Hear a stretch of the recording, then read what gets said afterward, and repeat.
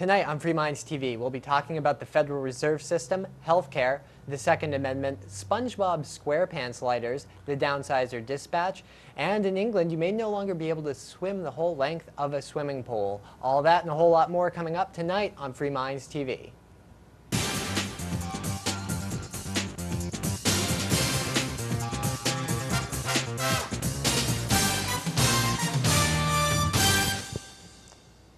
And welcome to a brand new edition of Free Minds TV. We're kicking off episode 121, and as always, it is Toby here with you. And Nick. We have all sorts of articles to get to from all around the United States and all around the world about, well, governments screwing things up once again, because that is the theme of the show here, just trying to point out why big government is bad. Because when you allow the government to micromanage your life, well, chances are it's going to be inefficient and they'll screw things up, cost you money, and sometimes, well, unfortunately, even kill people. And I mean, this goes on every day. There's more articles than we could possibly get to, but we like to handpick a few that interest us as we peruse the internet and other news sources and bring them to you guys with a different commentary than you might see on your average mainstream media station. And I'd like you to bring you some of these articles, these stories from a different perspective. One where it says, you know, government's the problem here. If we reduce the size of it, maybe even got rid of a lot of it, we would be much better off. And I wanted to start off with an article coming from the UK. It's a theme here, picking on the UK and their nanny statism, because, you know, you can never be too careful. You've got to micromanage people's lives. And this time we're starting with swimming pools, where swimmers in Dagenham swimming pool in Essex in the UK have been banned from swimming the full length of the pool and have now been told they have to swim lengthwise. Yes, it is too dangerous to swim the full 108 feet, of the swimming pool. They must now only swim the 85 lengthwise strip of the pool. Why? Because of health and safety concerns. If people, might drown if they have to swim the full 108 feet. Seems a little bit ridiculous to me, seems a little bit of overprotection, but it is actually happening. And while this is only in one swimming pool right now, one city council has banned swimming the full length of the pool, it could easily spread, and we've seen things like this spread to other swimming pools, other parts of the world, and to other governments. Right, and one would think that if somebody's going to attempt to swim the length of a swimming pool, presumably they already know how to swim, or one would hope they would know how to swim before making that decision, and it just doesn't make very much sense. But Nick, we have to make it as safe as possible. We need to save every life. Well, then don't have a swimming pool at all. Yes. There's some level of risk well, that's you could going to be always inherent in drain swimming. the pool and have people walk across. I mean, walking is That might be more dangerous than swimming. Yes, it is. I mean, the real concern with swimming is usually diving into a swimming pool where you can bonk your head, but that's not what they're concerned about. They're concerned with people having to swim the full 108 feet. The lifeguard has to watch them for many, many feet. It's much too far, and, they've got to ban it. So now there are a lot of people who are upset about this, people who are training for certain sports. The Olympics, you have to swim the full 108 feet, so you can't get a real training in. It does no good to train to swim 85 feet, but when you actually get to the competition, you're going to have to swim the full 108-foot length of the pool. You're probably actually doing yourself a disservice by training to swim a length that you're not actually going to be swimming in competition. And then, of course, there's the old people who have gotten into their routines who are all upset about this. I mean, to me, it almost seems more dangerous to swim sideways on the pool than the full length of the pool, because at least if you're swimming the full length, there's the shallow end where if you needed to, you could rest. But if you're swimming sideways on the pool, you could be stuck in the deep end where you can never touch the bottom. But this city council has mandated it. They have gotten it right. They are going to protect all of us and make sure none of us drown in a swimming pool because, I don't know. I'm sure no one will ever drown in a swimming pool ever again. Not in Essex. Not in Essex in the UK, because City Council's on top of it, keeping us all safe. All right, moving right along, I wanted to bring it back over to the United States because, trust me, we are right in step with the UK and our nanny statism. This coming out of Arkansas, where they have just banned Spongebob Squarepants lighters. Yes, the caricature of SpongeBob is no longer allowed to be put on a lighter that makes fire. Yes, because children might see it and become impressionable and want to play with fire. What we need to do is hide the fact that fire exists from children. So if they never know it exists, they'll never want to play with it, they'll never burn themselves, and never get hurt. Am I following this correctly, Nick? Should we hide the fact that fire exists from kids? I don't think so. Am I being a little bit... I disagree with the ban. I can see how some people would be concerned that if a kid sees a SpongeBob SquarePants lighter, they might want to play with it. Okay, well, shouldn't the parents be teaching kids about fire and the danger of fire at a young age? I know that's what happened with me when I was young and my parents saw that I was interested in fire. They taught me about fire. They showed me fire. They showed me how to use fire in a safe way so that I wouldn't be burning down the house or anything like that. Taught me that fire is very dangerous. It's very hot. It can kill people. They taught me that at a very, very young age, as soon as I was interested in fire, instead of just pretending that fire didn't exist. That's a much better way to go. Although I do have to say, probably not a good idea to make lighters that look like toys, but actually I have a feeling it's mostly adults like adults. SpongeBob, though. I have a feeling there are a lot of adults who even don't have children who are buying these Yes, lighters. SpongeBob is appealing to kids, and it's also appealing to adults as well. And what kind of a government in the land of the free, Nick, the home of the brave, we're the freest country in the world, right? But we are banning the imprint of certain items on lighters? What about freedom of speech, the First Amendment? Aren't you allowed to put whatever on whatever? I mean, shouldn't you be able to? It's the freedom of speech. As long as the people who own the copyrights to SpongeBob say it's okay. It seems like if there's a ban, it should be coming from Nickelodeon. They own the rights to SpongeBob, and they should be the ones putting the ban on. But, I mean, in America, the land of the free, you should be allowed to put whatever you want on a lighter. And parents should be telling their kids the dangers of fire, and then companies who own their rights can decide what they want to put on their lighters and what they don't. Anyways, we do need to move on. We have a jam-packed show. If you have a different opinion on anything, we'd love to hear your input. fmtv@freemindstv.com is the email, or you can log on to our website, freemindstv.com, and there's all sorts of contact ways to contact us from there. But like I said, we have so many articles to get to. I did want to move right along. Those Arkansas, at least we're not there. We're in New Hampshire, where you can still buy SpongeBob lighters. I haven't seen any yet, but I guess you can still buy them here.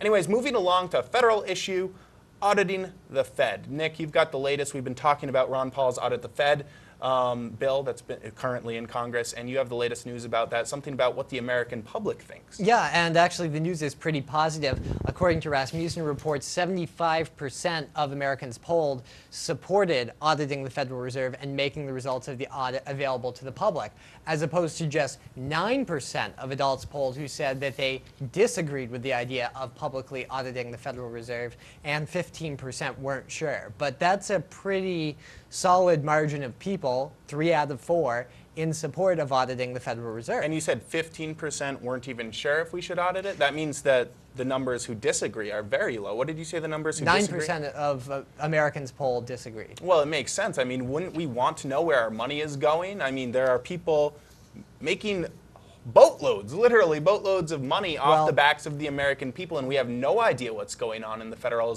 Reserve. I mean, it's our currency, the stuff that we're working for every day. See, people say our currency, but the thing about it is, if you really want to get technical about it, one of the reasons to oppose the Federal Reserve Bank is that it's essentially a government-granted private monopoly on the issuance of currency. So it's really not our currency. The Federal Reserve can issue however much they want in terms of currency or restrict the supply of money. So the Federal Reserve is completely free to manipulate the money supply and regulate the value of the dollar, which they're not supposed to be able to do because the Constitution grants that power to Congress alone. Well, they granted that power to Congress alone so that the American people wouldn't be essentially robbed by an organization like the Fed, which the American people are being robbed every single day as they continually to print all this money. We don't know exactly where it's going. I mean, a lot of it, we have no idea where it's going. I mean, it's hush-hush. No one knows. Not even Congress knows where this money is, who's getting the money. And we're all getting poor for it. Our money is getting worth less and less every single day. I mean, over the last 100 years, it's lost, what, 96, 97% of its value. Which didn't happen before the implementation of the Federal Reserve. And I wanted to quickly touch upon an article I found in the Christian Science Monitor, which is a fairly mainstream publication pushing basically for the abolition of the Federal Reserve. And Ron Paul has introduced a bill to do just that, H.R. 833, which calls for the abolition of the Federal Reserve Bank. And you don't have to be crazy to believe that America, or at least the American economy, will be better off without a Federal Reserve. A lot of people will apologize for the Fed and say that before the implementation of the Federal Reserve, the U.S. spent about half of the years prior to its implementation in recession. But the economy has actually grown less quickly since the implementation of the Federal Reserve, and inflation has been a rampant problem, which inflation was virtually 0% from the time after the Civil War until the implementation of the Federal Reserve. Oh, Nick, the government will tell you that inflation is good for the economy, inflation is good, so I don't know what you're talking about. Well, inflation, makes no sense. Inflation punishes anybody who saves, and it really distorts a picture of the market. It can make it look like the market is growing. But that's not what the government wants. The when government wants people to spend all of their money and constantly be, well, dependent on the government. Yeah. If you don't have money in savings, you are more dependent on the government, and essentially that seems to be what they want. Well, I'll just point out that even with all of its power over the currency, which it has apparently mismanaged, there's been inflation, it hasn't preserved the value of the currency, it has still not been able to prevent the Great Depression. The Federal Reserve was in existence then, and it has not prevented any of the recessions that have happened since.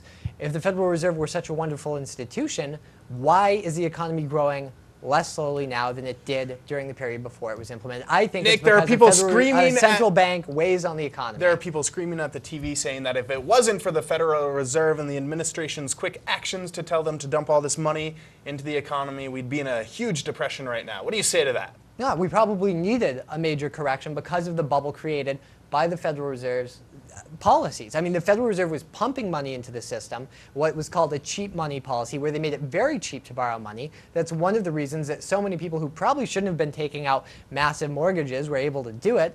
And they built an economy based on artificially cheap money. And when they tried to pull the plug on that, it just didn't work out. And their only solution now is to treat the bursting of that cheap money bubble with more cheap money and more inflation, and it's not going to work. That's how you destroy a currency. Kick the can down the road, and there's nothing we can do about it. I mean, the American people want the Federal Reserve to be audited, but we're not going to. We may. It's got the bill has 282 co-sponsors in the House. We'll see what happens. There are people vehemently against it. There's going to be a lot of opposition. People in high places. The Fed is definitely going to be running a PR campaign against it, but at the moment there's a lot of public support for auditing the Fed. They're not doing polls on abolishing the Fed just yet, but hopefully we'll get there. Well, speaking about what the American people can do, let's get into the Downsizer Dispatch and get into this week's and let people know at least how they can send messages to those fools in Congress. Well, you can go to downsizedc.org, and I wanted to point out that Downsize DC has had a pretty good month in July. They added 1,500 new members, which is almost half of the 3,000 that they've added this year. In the month of July, they sent 50,000 letters to Congress. So they're having an impact there. What downsizedc.org does is it essentially makes the process for contacting representatives very easy. They have certain campaigns, certain issue-oriented letters that you can send. And if you want to, you can just send a quick form letter that's completely automated. You just say, yes, I would like to send a letter on this issue to my representatives. And the system fills out the forms and sends it off for you. And you can add your own personal comments to the letter if you want to. And the thing they're encouraging people to jump on this week is healthcare reform. A lot of Americans, actually a majority now, are opposed to the idea of socialized medicine, or at least the version that's being pitched to us today. So go to downsizedc.org and contact your representatives in Congress. Yeah, there's also all sorts of other things, stuff about abolishing the Fed as well as auditing the Fed. There's all that stuff too. So downsizedc.org. Or repealing the Patriot Act. All sorts of stuff. It's not a partisan organization. Absolutely. Well, it is time for us to take a short break, but when we return, we are going to be getting into the Second Amendment, as well as some other crazy news from around the U.S. and around the world. Stay tuned. We'll be right back. This is Free Minds TV. Free Minds TV is brought to you in part by Life Productions for your basic and semi-pro video production needs. From full wedding and event coverage to DVD authoring and distributions, lifeproductions.com. That's LYFproductions.com.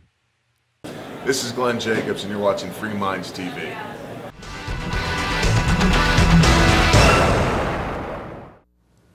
And welcome back to Free Minds TV. As always, it's Toby here with you. And Nick. And do you like this show? If so, send us $1. FreeMindsTV.com has ways that you can easily send us money. I mean, $1, it doesn't take much. You've probably been enjoying the show for, well, we're on episode 121 if you've enjoyed all of those or any of those, we'd really appreciate a donation to help us keep Free Minds TV and Free Minds Media running, freemindstv.com if you want to help us out. All right, jumping right back into the stories, we've got a couple of different stories about the Second Amendment and the right to bear arms. Let's get into yours first, Nick, and then I've got a disturbing one coming from New York City.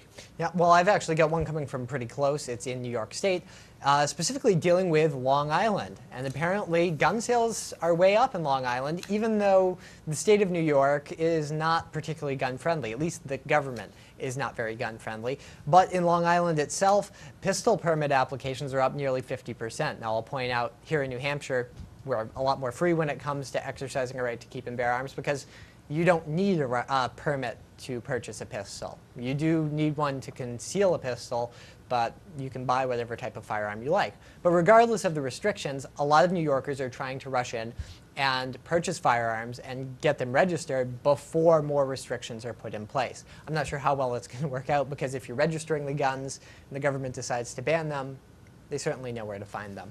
But this is reflecting a trend nationwide.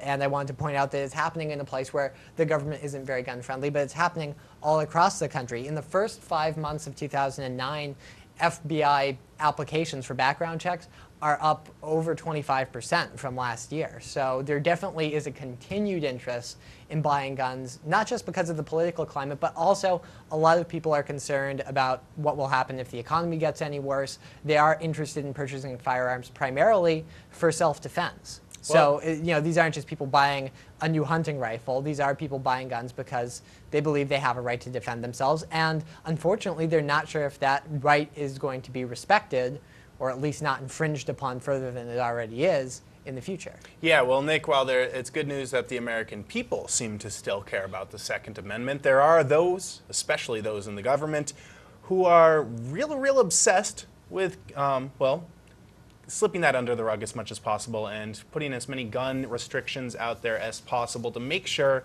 that people are unable to exercise their right. And this next story I wanted to get into is coming from New York City, where there is a man by the name of Michael Littlejohn, who is a Civil War buff. He is very obsessed with the American the American Revolution. He's a revolutionary buff. He's very obsessed with the Revolution, and he recently went out and had a gun made, a replica gun, a flintlock rifle, the very same one that was used in the Revolutionary War. Now, back in the day, the Redcoats weren't even trying to go and register people for their flintlock rifles to check out which citizens had rifles or not. Well, nowadays, our government is. And in New York City, the one gun that you are supposed to be able to own without having to register it is a flintlock rifle, one of those ones where the gunpowder and the bullet are separate and you have to ram it down the gun, you know, the ones that they used in the Revolutionary War. Well, it looks like the Bloomberg administration is making Littlejohn register his gun.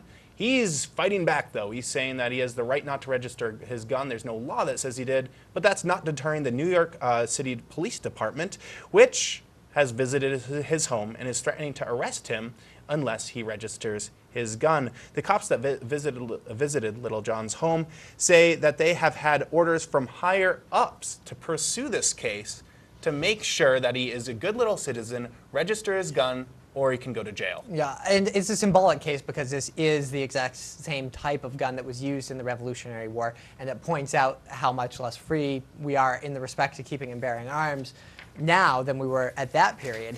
But the fact of the matter is, it's ridiculous, the idea that people should have to register their firearms at all. I mean, the fact that guns have become easier to operate, more accurate, and you can fire more bullets out of them does not change the fact that the founders' intent was for the people to be able to own whatever arms the government owned. And in fact, many of the arms that were provided in the American Revolution or in the earlier wars in American history were actually privately owned. And that's artillery and all. Were owned by private citizens. Yeah, this is about who control. Brought them out when war was declared. But this is about control to make sure people are being good little citizens. I mean, is this guy going to be going out on some shooting spree with his muzzle loader, the one that you have to load one bullet at a time? It takes a few minutes. Highly inaccurate. Of course not. This is about control and making sure that the citizens know their place, and the government is the only ones who are allowed to own guns unless they know exactly where every single one is that they don't. And that's not surprising. I mean, that's the way things have worked for much of human history. Of course, much of human history has existed of basically strongman governments or dictatorships. But throughout much of history, what was overthrown that had led up to the American Revolution was the fact that the government was a different class of people above and beyond the average citizen. So the nobility could own weapons, and people in the king's army could own weapons, but otherwise, yeah, you were kind of out of luck. Maybe they'd leave you alone. It looks like we're switching to that. I mean, the government can own guns, and people who they check out and trust can own guns via registration and passing these background checks. But other than that, if you're a lowly citizen, you can't. Anyways, we do need to move along. I wanted to get into an article that is similar to one we talked about last week on the show. Last week, we brought in an article where a cop pulled a gun on a McDonald's employee because his coffee wasn't being served him in a prompt manner. It took too long in the drive-thru, so he pulled his gun to threaten the employee to make him get his coffee faster. I've heard he's been brought up on charges. Really? Yes. Well, anyways, we do have another article stemming from another McDonald's incident. This time, it's not the officer who's having charges pressed on them, it's the employee. The employee, by the name of Kendrell Bull, has been spent a night in jail after police officer Wendell Adams in Union City, California, took a bite of a hamburger that was much too salty. Yes, his burger was oversalted, so he went in to the restaurant and arrested the employee. Poor Kendrell Bull has only worked at the restaurant for 5 months. She said that it was a complete accident, that there must have been extra salt in. She had no idea that she was making a burger for an officer. She was just on the burger line making burgers. Apparently, she oversalted some of them. Well, even if she did oversalt the burger, if somebody intentionally oversalts my burger at McDonald's, the police are not going to arrest them. No, you've actually heard people being brought up on charges for calling 911 when they are having complaints like oversalted burgers or other complaints with service. People call 911 and it's ridiculous. They actually have charges pressed on them for abusing 911, yet this officer is arresting the employee for oversalting the burger. If you put too much salt on somebody's burger to annoy them, what could very likely happen is that that person's going to complain to the manager at the McDonald's or whatever restaurant it happens to be, and the person who did the oversalting might get fired. But it's not an arrestable offense. And while it would annoy me to have somebody intentionally oversalt my burger, I am not saying that's what was done here. But even if it was what was done, it's not an arrestable offense. And the police will arrest somebody for oversalting their burger, but they won't do it if my burger is oversalted. Well, they should do it if anybody's burger is oversalted. Like you said, that's a complaint for the manager. We're not talking about food tampering where you're spitting in the food or you're putting foreign objects that shouldn't be there, stuff that could actually hurt you. You're talking about oversalting a burger. In this case, it looks like there were many burgers that were oversalted. The employee screwed up, and she actually ate one of the burgers that was oversalted. She said it didn't even bother her. It was an entire batch. Well, but anyways, fast food, it's always salty. yeah, there's quite a bit of salt in there anyways. So if you're worried about eating too much salt, maybe pick a different restaurant. McDonald's might not be the way to go. But anyways, what can you do? The police officer has the badge, and he was able to arrest, and charges are pending. So this poor employee may be facing charges over this on top of being arrested, embarrassed, and spending a night in jail. No word on whether she's going to keep her job or not. All right, moving right along, we touched on it on the Downsizer Dispatch about healthcare reform, but you've got an article about it, getting into a little bit more of the nitty-gritty, Nick. Yeah, and this is actually dealing with the fact that not only are a majority of Americans now opposed to at least the present plan, I'm not saying, unfortunately, that everyone has come on board and they're opposed to government intervention in healthcare, but they're opposed to the way it's being handled and the plans that are being proposed. Not only are the American people opposed to that, but it appears that a lot of state legislators are as well. Over 1,800 state legislators wrote an official letter to the American Legislative Exchange Council, which I think is kind of like the club for all the members of the state legislators. So apparently a lot of them are opposed to the idea because they believe that it will, number one, erode the idea of states' rights or a limitation on the federal government. The federal government doesn't have a purview over healthcare at all. It's not written into the Constitution. So if it was going to be handled by government, which it should not be, it should not, definitely is unconstitutional to handle it at the federal level. And they're also pointing out that it's just a bad plan. It's going to lead us to a single-payer system, most likely. And I think that is where it's going. They're talking about, well, we're just kind of shifting around the way health insurance laws work, but that's not really what's going to happen. I have a feeling that private insurance is going to be pushed out of the marketplace, whether it happens in a year or two, or whether it takes 10 years. I think we're headed in the direction of a completely government-run healthcare system. And the fact is, government is what has screwed up the healthcare system in the first place. Over half of healthcare dollars spent in the US today are government dollars. So you can hardly argue that we have a free market healthcare system, which is what a lot of people say about the current failed system. And that's not to mention the insurance regulations and all these other things that are driving up healthcare costs as well. So it's more than just that. It is a culmination of things. Now, Nick, we've talked about on the show how the masses are really stupid when you get a huge group of people together. It's true, though. People in the group will always act differently, and they will act worse if they're provoked to do it than they would as individuals. That's why you call it a mob mentality. And before the mob was all clamoring for the federal government to provide this free health coverage for everyone, and now even the masses have recognized that this is a really bad plan. So it must be awful. I mean, if even the majority of Americans who were before clamoring for this are seeing that this is a bad idea, it must be really bad. So hopefully it won't go through, but I don't know. The Obama administration is really hard on pushing this through, and who knows what under-the-table deals are being made so that if you vote for my pet project, healthcare reform, I'll vote for yours, and so on and so forth. So at this point, there's not much the American people can really do about it. No, I mean, this could get rammed through, and probably will get rammed through. We'll all have to pay for it, though. And there'll probably be buyer's remorse 5 or 10 years down the road when there's really no question about whether or not we can do away with it. All right, we called it now. Episode 121 of Free Minds TV. We'll see what things look like in 5 years. All right, moving along to one more article having to do with the federal government trying to get involved in states' rights yet again. This time having to do with DWI laws, and how they play out when someone is arrested for their first offense of driving while under the influence.